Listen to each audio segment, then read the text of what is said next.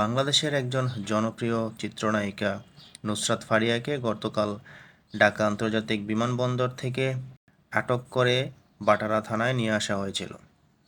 আজ তাকে ঢাকা সিএমএম কোর্টে তোলা হয় এবং এই সিএমএম কোর্টে তোলার পর তার বিরুদ্ধে আর্গুমেন্ট করা হয় এবং তাকে জেলা হাজতে পাঠানোর জন্য আবেদন করা হয়। যদিও তার বিরুদ্ধে কোনো রিমান্ডের আবেদন এখন পর্যন্ত করেনি, যেহেতু শুনানি শেষ হয়নি তা এখন পর্যন্ত বলা যাচ্ছে না। শুনানি শেষে যখন আইনজীবীরা প্রেস বিজ্ঞপ্তি করবেন তখন আসলে বোঝা যাবে যে কি হয়েছে। তার বিরুদ্ধে গত 29 এপ্রিল একটি মামলা হয়, যে হত্যা চেষ্টা মামলা। তিনি সহ প্রায় 288 জনের বিরুদ্ধে এই মামলাটি করেছিলেন বাদী এনামুল হক। এখন পর্যন্ত এনামুল হক সম্পর্কে সুনির্দিষ্ট কোনো তথ্য পাওয়া যায়নি।